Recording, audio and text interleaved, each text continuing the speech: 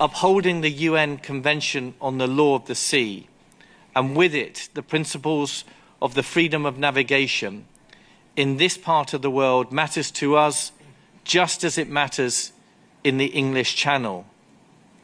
That is why Royal Navy ships exercise the right of freedom of navigation, including in the Taiwan Strait and the South China Sea.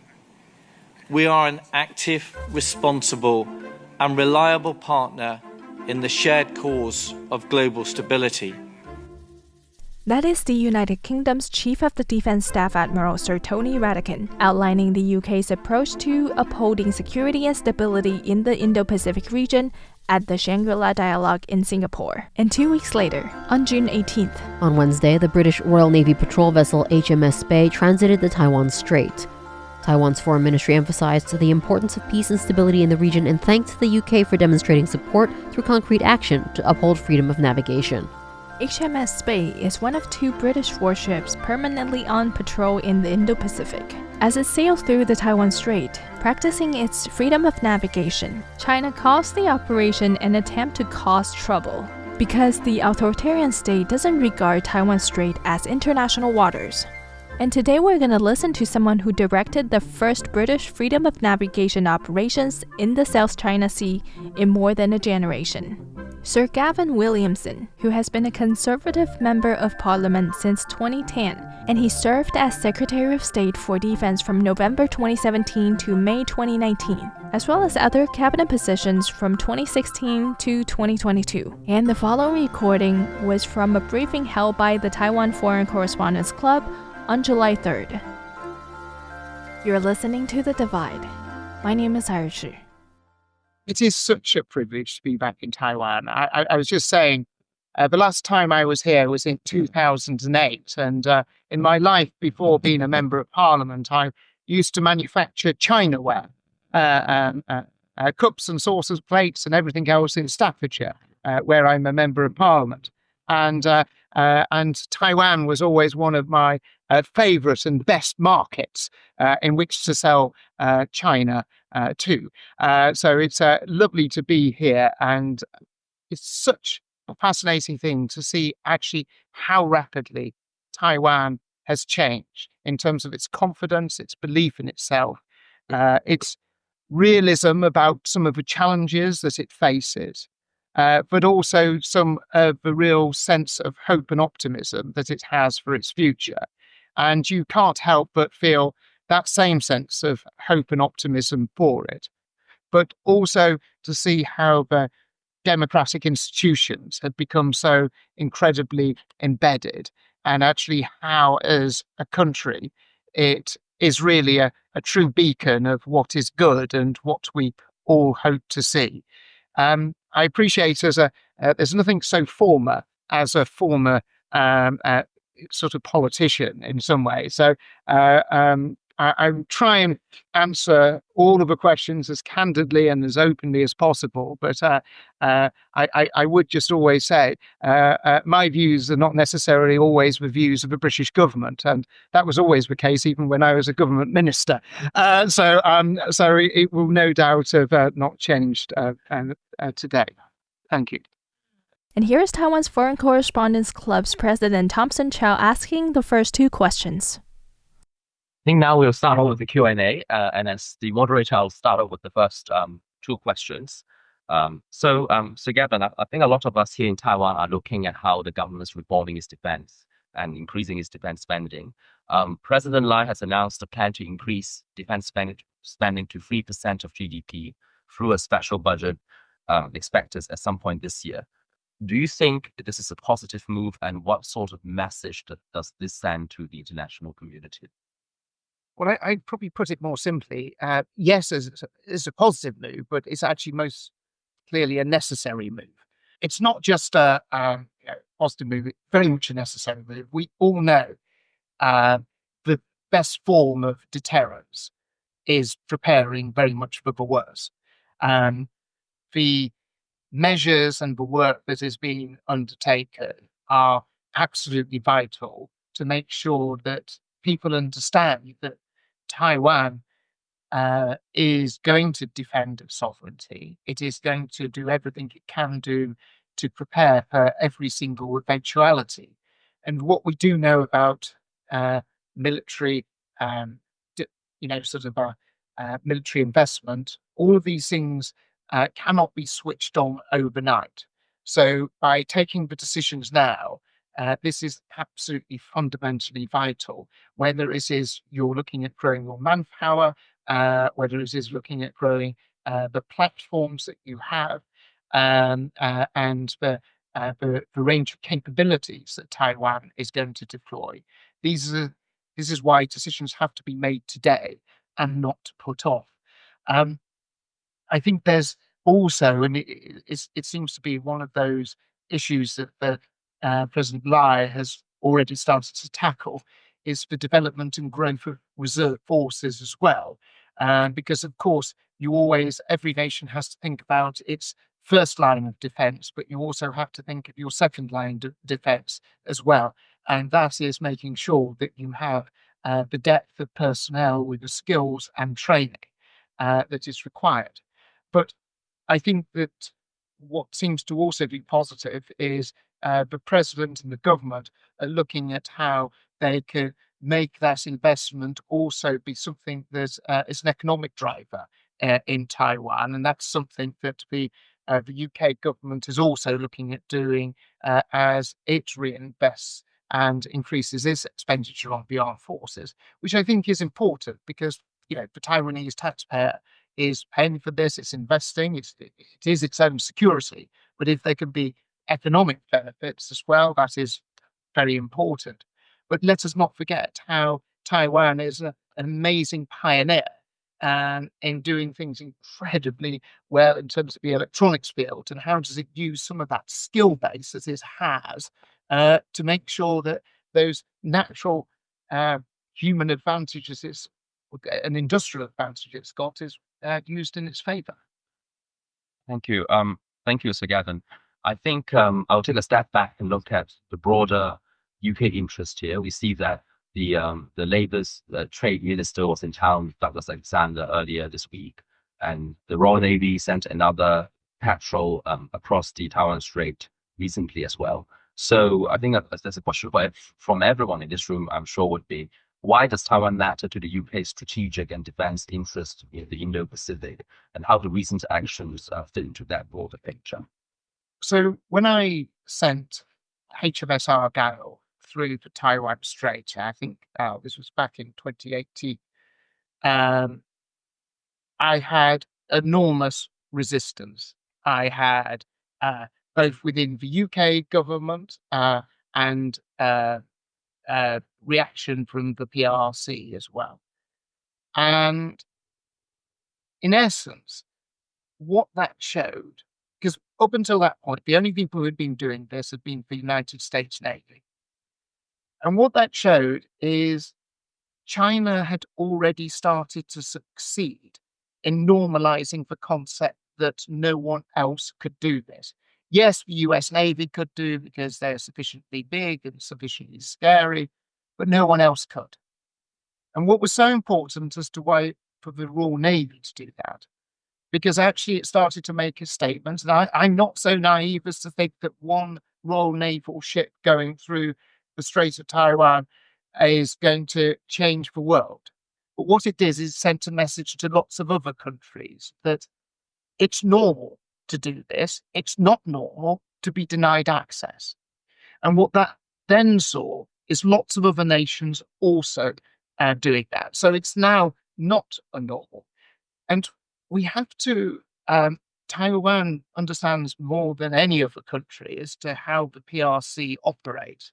It's to try and squeeze people out of the type of behaviors that we should be promoting. As I say, freedom of navigation, trying to sort of, operate constantly in that grey zone. And we need to be pushing back on this as hard as we possibly can. And so, yes, I'm not so naive as to think that one British ship is going to change the world. But what it does do is it pushes back. And let us step back from all of this.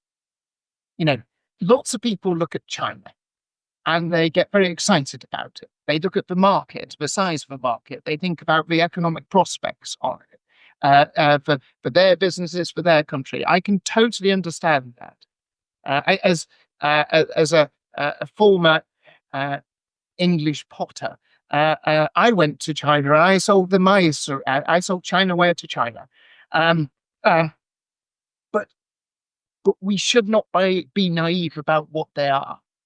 And actually, we've got to remember, who do we stand by? Do we stand by the totalitarian regime that wishes to undermine democracies across the world? Or do we stand by the country that is a democracy, that is wanting to defend freedoms and wishes to work with us? And when you look at the question like that, I think the answer should always be simple. And that does come with consequences, I know that.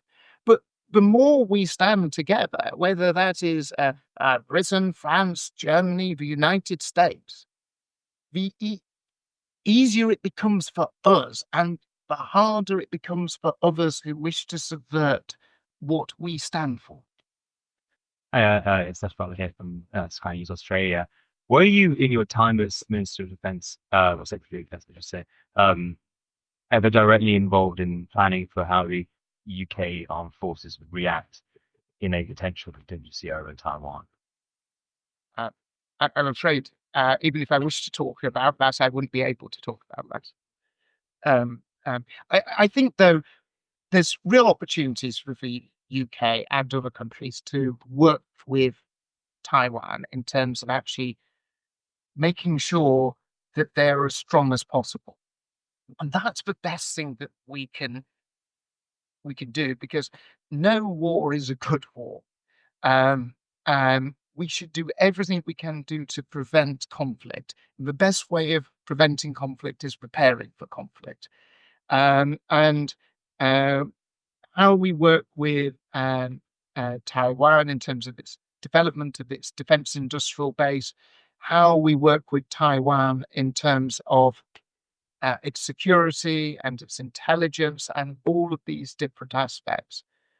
Every single one of those, and the more we do it and hopefully the more other people do it, means that Taiwan is safer and actually the world is safer. And this isn't just better for Taiwan, it's very much better for China as well, because what we want to do is have peace and stability.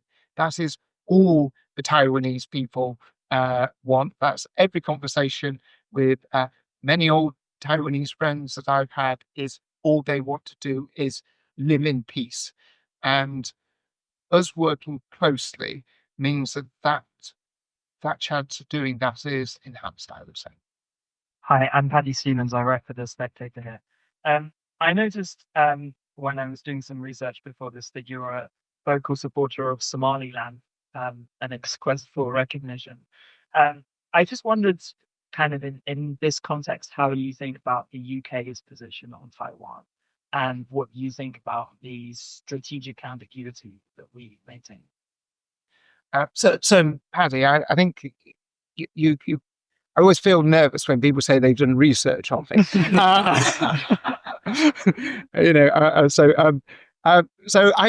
But part of the reason I'm here is I was going to the presidential inauguration in Hargeisa, and I bumped into a delegation from Taiwan, and we got sort of chit-chatting away, and there's like, you must come to Taiwan, and this is sort of so I come here via the Horn of Africa. I am a dual national, so I am British and a Somalilander. So I'm still hinting for my Taiwanese citizenship, but it is yet to be offered. I actually think it's an incredibly good question. I think that Britain sometimes can be a little bit too nervous about too much. there is an awful lot of ambiguity, and maybe it saves a few arguments, but I think we should be a bit more assertive about reality, how things are on the ground. I don't think Britain should be nervous about actually being very proud to have a stronger and closer relationship with Taiwan. I think that the reality is that Taiwan is a free, independent, democratic country in every single matter. But countries, through timidity, choose not to properly recognize that. And I think that you can only continue to do that for so long. And I think that Britain should be bolder on these matters. And I think if Britain started to be bolder, I think it would help and encourage others to be a lot bolder. When I was in the lobby of the Ambassador Hotel in Hargeisa, asked a simple question: Taiwan or China? To which I said Taiwan, which obviously if I'd said something else, I would have not be here. Yeah, hi, Josh Radford, Omnet Theory. You sort of segued shockingly well into my prepared question. I wonder, can you reflect a bit on, we obviously have quite a lot of people who come here, former prime ministers, former ministers, and they'll often say things like you just said, which is, why doesn't my country recognize Taiwan? But obviously, you've been in Whitehall, you've been in government, and you didn't argue for it then. So can you reflect a little bit on, some of those answers are perhaps obvious, but can you reflect a bit on why that is and why that happens? I think there's a very, very fair question. As a journalist, less comfortable for the receiver of the question. When you're in government, there's obviously 1,000 things that come across your desk and you're sort of looking at and pushing at. One of the things that I would probably actually say is that maybe it's partly my fault, maybe it's the other former prime minister's fault and everything else like that. But there's always an issue of where you start at. But I would sort of say maybe Taiwan also needs to be a little bit more gently assertive as well. Taiwan is an incredibly polite and courteous country. And actually, the first, second, and third thing it wishes is to have peaceful relationships with all of its neighbours and to live in harmony with those around it. I think that there is a process where actually, there are a lot of allies of Taiwan, and it's actually maybe starting to build a sort of set of arguments of what are the next steps about, as Taiwan has matured, how everyone's relationship with Taiwan matures with it. Because we're a little bit sort of caught in the aspect of the 1970s.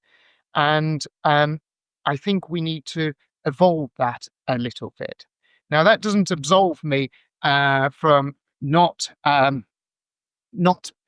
demanding immediate recognition from the Foreign Office when I was Defence Secretary and threatening Boris Johnson with tanks on Whitehall if he did not deliver recognition for Taiwan. I would like to think I try to do my bit for Taiwan through freedom of navigation, pushing against Huawei, which, and other such areas. But I would just, sometimes as a minister, you can only do so much, and you can only we're all bound by collective responsibility as well. And you can only upset another government department so much in 1 year. And it is fair to say, when the British ambassador in Beijing had been demarched following Albion's run through, I probably wasn't their favourite Secretary of State.